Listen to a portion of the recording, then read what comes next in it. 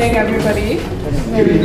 Good evening, everybody. Good afternoon. If you're not in England, you know, y'all can say good evening. So, there's seats in front here. Please come in. Welcome to the cloth propaganda space. My name is Atillah Springer. Please forgive the state of my voice. I was one of the people who was outside the Parliament until 4:30 a.m. on Tuesday morning, calling out for something.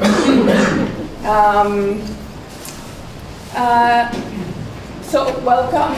This is part of a series of talks, conversations, and actions that is entitled Unconquered. Unconquered was the name of a collective of artists that was started by the late great George Bailey. For those of you who don't know his name, he was a foremost artist, mass man, visionary, radical. He changed the face of mass in Trinidad, Tobago, and in the world.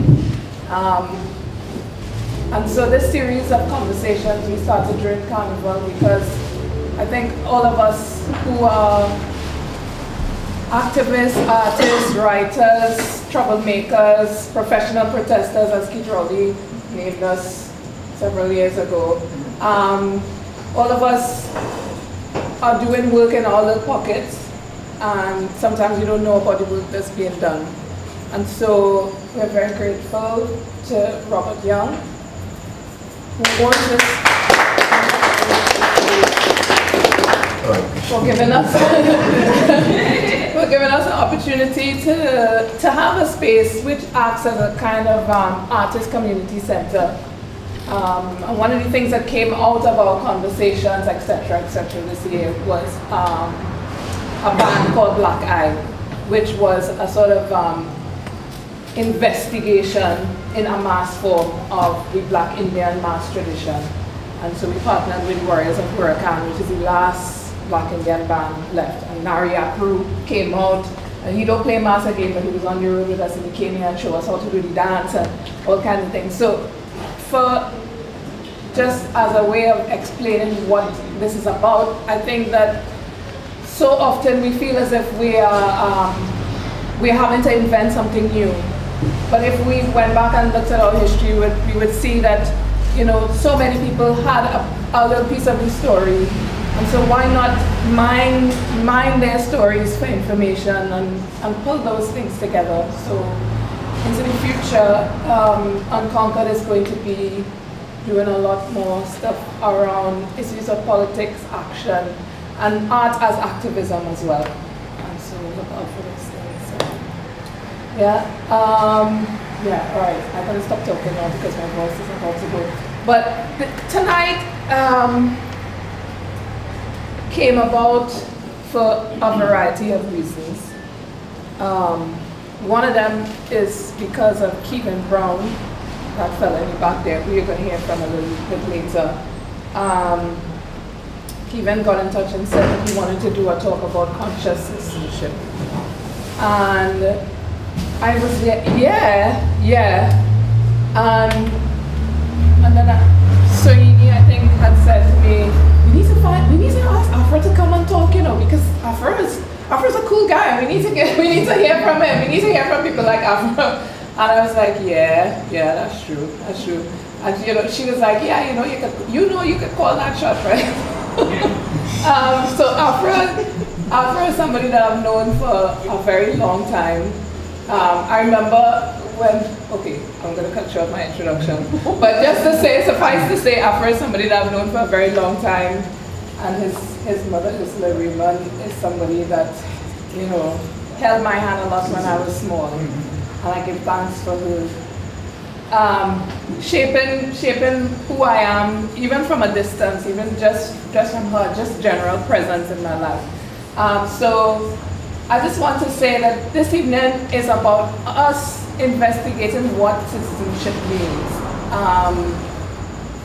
One of the things that I experienced on the waterfront on Monday from 10 o'clock in the day until 4:30 the following morning was you know, you see a lot of stuff in the papers about how it was sycophants and party people, and that's not true. It's not true, because the people who were there 2 o'clock, 3 o'clock in the morning, weeping when Lincoln Douglas said yes, you know, bawling out when booing Anand Ram Logan when he came out. I think, you know, those people really don't care about party, they care about country.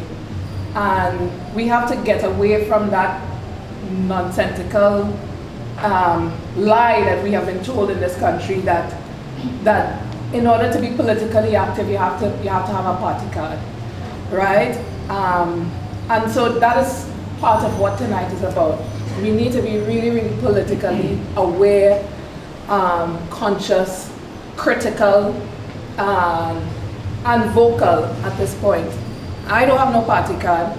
I see Raymond Ramcharlton write one piece of, anyway, taking the papers today talking about is only when PNM, when UNC in power that is having any kind of protest, I think.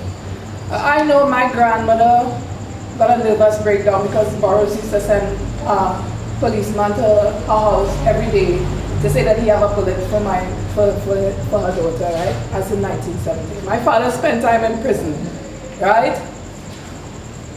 We have plenty of people that I know who get beat and put in jail, etc., under both regimes, right? Patrick Manning and all his friends who used to talk us when we were standing up against the smelter.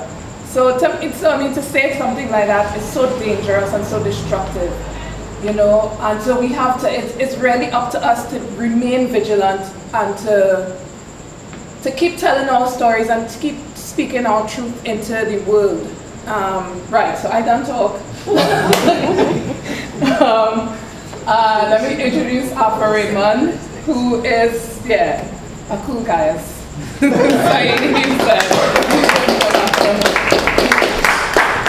Okay, thanks for inviting me to this space to speak. It's a special privilege speaking to an audience which comprises eminent notables like Endo. Eminent notables like, I never thought I would speak to an audience with an attentive Arthur McShine in the audience, but there you are. Not to mention Tekla and Jamila and Mr. Derek Murray and other friends and people here. It's also a great honor to share the platform with this new light in the world of Caribbean scholarship, Dr. Kevin Brown. So Kevin, I'm very pleased to be here, sharing the platform with you. As I said at the start of this morning's newspaper column, I said that this for me is a season of reflection. It's a 2-month period. At the beginning of the period, there are 3 landmarks in the period, and the beginning of the period is, of course, emancipation, which is the 1st of August. And it marks the emancipation of those Africans who had been enslaved in this part of the world from the British system of slavery that existed at that time, 1st of August 1834. The 31st of August marks our independence from the institution we know as colonialism, the formal institution of colonialism. We got a flag and we got an anthem and we got some other stuff, and we're going to be talking about what we got and what we didn't get. And the 24th of September marks Republic Day. That's the end of the 2-month period. And for me, it's a serious 2-month period of reflection. Who are we? What does it mean to be in this space now? What about the people who went before? And I want to say, as a note, it's necessary to make this note. For me, it's extremely necessary that the season of reflection does not only apply to African people, because the events I'm describing, emancipation, independence, and Republican status, have an importance for us all. Those are the foundation stones of our civilization. We are building a civilization. I am sure about that. We are building a society. Yes, we have plenty of hiccups on the way, and a lot of stupidness is going to happen, but we are building that.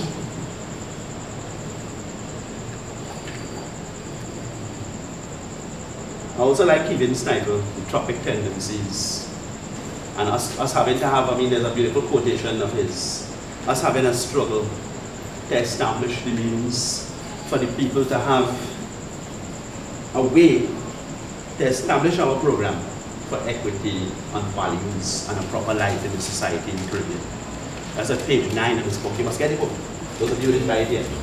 I'm doing a free advertisement for you, eh? I'll buy a beer for me afterwards. Tropic Tendencies, really good work. Now, sure. Now, it's my view, coming onto a global level, we're talking about the Caribbean, a Caribbean sensibility, where are we and how did we get here? It's my view, coming onto a global level, that we are actually witnessing the outbreak of a world information war. I call it World War III. A world information war. The first martyrs have been marked down. The martyrs are people like Edward Snowden and Bradley Manning and Julian Assange. Remember those names? In 2,000 years when they write about it, those will be the people, I suppose, whatever they're doing in 2,000 years' times, those will be the equivalent of saints. Because we're witnessing an unparalleled situation in world civilization. On the one hand, we've never had so much information technology. Just about everybody has one of these. And you can do anything. You can talk to somebody in Iceland now and tell them what I just said. You could be recording it and sending it to them and all kinds of things. So we've never had more technology for accessing and processing and creating information than at any time in history. Any time. Popularly available and cheaply available. At no point. At the same time, the ability of the state and the big corporations, but it's not only the state, to actually see exactly what you are doing and who you are communing with and on what terms is unprecedented. So at the same time, as we have a large leading discourse about the free societies and the freedom of information and all these sorts of things, we have an immense intrusiveness and total oppression being brought down on those three people. I just finished reading a most impressive book, one of the 10 best books I ever read. I'm going to show it to you all again. I get a commission for this one. Glenn Greenwald. He's a journalist who wrote up the work of Edward Snowden, the one who leaked all of those files from the NSA. This book is called No Place to Hide. It's not long, it's just under 200 pages and it's frightening. And everybody who has an interest in this question of information and education and intelligence needs to become familiar with these concepts. This is what is mapping out what is going to be happening to us for the next 50 years.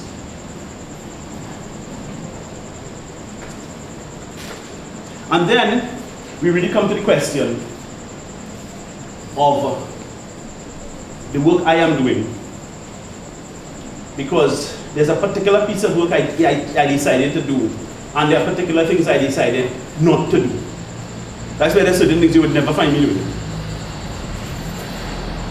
So I decided to do some boring stuff. Maybe I'm a nerd or something. I decided to spend my time examining only the published record. I spend my time only examining the archives. I'm not interested in who say, she say, and if I'm all talking with friends, sure. We're taking a drink or two. Of course, I'm a Trinidadian, I like a little kicks like anybody else. A little stage joke and thing, a little bad color humor. That's me. But my work is based on the records. And if you want to understand what is happening, because what is happening in this place is really unparalleled. If you want to understand what's happening in our society, we have to become, I want to say, more and more diligent. The soundbite and the slideshow and the meme is the ultimate reductionist thingy. The meme, some of them pitifully absurd. Those are really like symbols, and we can use them to transmit. Those of us who have things we want to transmit, we can use them to transmit ideas to a broader audience that wouldn't have time to sit down and read a whole paper. So you can create a 10-slide show, 10 things you wanted to know about procurement, 6 things you need to know about the Constitutional Review Bill on a slideshow with a cartoon. Get creative with it. The long, boring essays, that's for your friends and them when you do your postgraduate thing. Get creative with it. They have free software to do it. What are some of the things I've done? On the 18th of December last year, I'm happy to tell you all that I made Mr. Harry Hindu Credit Union Hanarain bankrupt. I did that. I'm pleased to tell you all that in March of 2012, I started a lawsuit against the Minister of Finance to force him, whoever he may be, it doesn't matter that it's Hawaii, it was Dukaran before it was Karen Nunes Shera. It could be my mother tomorrow. It's a point. The point is that they are spending $25 billion of our money. I want you all to listen to what I'm saying. $25 billion of our money is being spent in this country. The country that don't have soap or toilet paper in the hospital. That same country, yeah? You want me to payment right in front of you, mash up and break up, right in the capital city of the wealthiest country in the Caribbean. That same country. You spend $25 billion to rescue these adventurers who prey on Montai and them. And you can't give me any information. So you want to make a song and dance about life sport this week. Next week it'll be something else. And you want to make a song and dance about the scholarship fund. I think it was 46 million the scholarship fund was. The CLICO money is 24 billion. And for those of you who are not mathematically inclined, that is 572 times more money. So you have all the particulars about a little thing so. An elephant in the room and they are not telling you anything. That's what we are dealing with. And we have to understand what we're dealing with to be able to grapple with it. I am starting to grapple with it a little bit. In addition to that, the JCC, of which I have the honor to be president at this time, which is the Joint Consultative Council for the Construction Industry, we are playing a leading role in advocating for a new procurement law. And I can tell you it isn't easy. It's a lot of work. It's 12 years of work we did. We actually wrote the whole law. Most people don't know that. My colleague Derek Murray is in the audience. Derek is head of transparency. Derek is also part of the group with us. We wrote a law, 66 pages long, that related to best international practice and that was related to the situation here in this country, because this country has some unusual features that would have effectively dealt with transactions in public money and controlled the waste and the theft that is going on all around us. That cost us about $300,000 to pay lawyers to write. And it was rejected by the government and the kind of frivolous society we have here. And we have to understand how frivolous the place is, because it's jokey bad. Literally, I mean jokey bad. We had people reject the bill with no criticism. So we haven't had anybody at any point in time, and if anybody was saying, I'd say that, here no, Mr. I can't remember the word, but something so. But here no criticism of the bill. You've never had anybody say, there are 3 things that are wrong with this bill. There are 4 things wrong with the bill. There was a super educated minister, no comment on the bill. The only substantive comment, and I'm saying substantive with my tongue pushed up in the side of my cheek, because it's facetious in the extreme, is that in fact the private sector can write anything for us. Government writes bills. And what is produced, quite simply, is quite weak. And we're trying to fight. Let me explain something to you. Let me lay out the architecture to you. On the one hand, over here, we are in a very, very wealthy country. It's my belief that in countries inhabited by people of color, which this country definitely is, this is a black country in that lexicon. In countries inhabited by people of color, on a per capita basis, Trinidad and Tobago is one of the 5 richest countries that the planet has ever seen. We don't get that in our public discourse. The amount of money in the country is part of the problem. So that's the first thing. Over here, you have a system of controls and rules that were weak to begin with and have been weakened. The Central Tenders Board Act was weakened in 1979, 55 years ago, when Dr. Williams, the father of the nation, the rest of the sentence of the he was in power. They weakened it. They created they engineered 5 loopholes into the Central Tenders Board Act. So you're fighting with a shell of an act. Very wealthy country, very loose controls, and a very low level. This is where we get into the part where I started intersecting with Keegan. A very low level of consciousness. To the consciousness of citizens and what is right and what is wrong. And I'm not getting into the moral argument about African and Indian and Hindu. That is all. I'm sorry. That doesn't have any bearing on this. We're dealing with a really deep, serious problem. And if you chart the bearings, as I said in TEDx, if you recalculate the bearings of the actual events, who was there when the actual events happened? Who was not there? Who had the fingers on the trigger of responsibility? It's a very sobering story. So at this moment in time, with respect to procurement, we have a situation where, once again, we've been distracted by a set of things. That's the only nice way to describe it, a set of things. So we had a constitutional thing 2 nights ago, and last week it was something with a minister, with some Muslim guys, and a sport thing. And next week it'll be something else. And I just came from a meeting, I'm ashamed to tell you, a few minutes ago, that's why I was running a few minutes late, where in fact, after the discussion we had, we realized that this procurement thing may not actually come back onto the agenda in terms of actually entering the parliamentary agenda to be settled for another 2 months, if it enters. It may not be until the middle of October. So people like this group, and I would like to believe that the people in this room have a concern about these questions. People like this group need to become informed as to what the issues are. I know some of you are. Those of you who are not, become more informed about what the issues are. Find out how you can get involved and help us. It is our considered view that the Public Procurement and Disposal of Public Property Bill is the most important law in the country after the Constitution. And I'll put it to you all straight, if we get it right, we have a chance to reverse the tragic course this country is on. If we get it wrong, and we do stupidness, to get back this coalition of forces we have now, as awkward as the coalition is, would take another 25 years. Because the people in the room don't really want to do it. Whatever party they belong to, whether it's a yellow t-shirt or a red yellow t-shirt or red, that doesn't really matter. A lot of them in the room, most of them in the room don't really want to do it. It's almost like a bizarre game of tug of war. But by carrying on in a certain way, we've got them all pointing in a certain direction.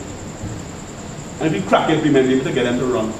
To try to run to the same door at the same time, we might get what we want. It's a piece of performance art. And we've got to be aware of that.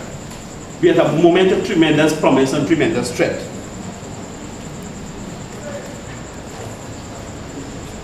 Other thing we're involved in, which I'm going to talk about this a little bit now, it's been in the news a bit, is the whole Invaders Bay question, which is that scandal where there's a huge piece of land down behind Movie Town, there's 17 acres of land.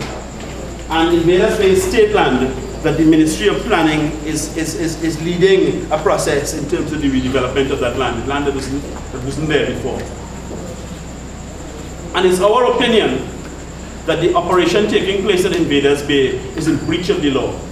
And let me tell you what I'm trying to say, how tragic it is. My remarks are very deliberate. I started off earlier on, a few minutes ago, speaking about the Central Tenders Board Act being amended in 1979 when Dr. Williams was in power to create these 5 loopholes, Section 20A, A for Apple. And I want to say that even as greatly diminished as it is, the bill has virtually no power, the Central Tenders Board Act. It was still necessary for the partnership government and the educated minister and all of those people to try to find a way to get away from even those weak controls. Whatever they were trying to do, I don't know. Whatever they were trying to do. They couldn't even follow that. So we ended up in a whole gymnastic thing to get away from the Central Tenders Board Act, which we challenged them on. And getting into a long story short, the minister said he had legal advice that what he was embarked upon was conforming with the law. In other words, what I'm doing is fine. But when he was asked in Parliament, and by us in a letter, and under the Freedom of Information Act, he refused to publish it. Now you imagine this thing. You are a minister and you have the advice that can embarrass and silence troublemakers like us, and you don't publish it. That's the size of the embarrassment we deal with. We deal with a complete collapse. The collapse became evident. I think it was last night or the night before we took a run, the collapse of the partnership. In a kind of a way of looking at things that became evident. I don't quite agree with that, but there's a way of looking at it that way. There was a collapse earlier when Tiwari refused to publish the advice. Because you're really telling me that your house is built on sand. And as we have seen in the first encounter, it couldn't withstand this storm. We're in the appeal court now, and my house is still on rock and his house is still on sand. We will continue. We will continue. I want to say that we are getting to the stage where I would like some assistance. Okay? I've worked very hard. I'm overworked. I would like some assistance. I've had a lot of people express their appreciation, and that is always appreciated. But I really need some assistance if this work is to continue. And by assistance, I mean real practical assistance. Volunteer. I would like 1 hour a week. I would like 2 hours a week. The next 2 people who talk to me, I'd like them to say, I want to work with you for 1 hour. What do you like me to do? You don't have to come to my house. I'll email you work to you. And you do it. I don't have to see where you live and you don't have to see where I live. Let's just do this piece of work. Do you want to do a piece of work? Because it's years now been going on this thing. Literally, except for the JCC work, by myself. And there's a distinct shortage of people who want to take up and do some work. I'm throwing out the challenge to the younger people. Not everybody here is a young person. I'm not restricting the invitation to the younger ones. Anybody who feel they have the time and the energy and they want to help, you're welcome to join in. Okay? It's an important piece of work. It's game changing. Okay? Kevin, it's good to be here with you. I think I've come to my 20th minute now. I promised Atillah I wouldn't go to 21 minutes. So I'm at my 20th minute. I'm a disciplined speaker. So I'm going to pause here and leave it to the next speaker. Thank you for your time.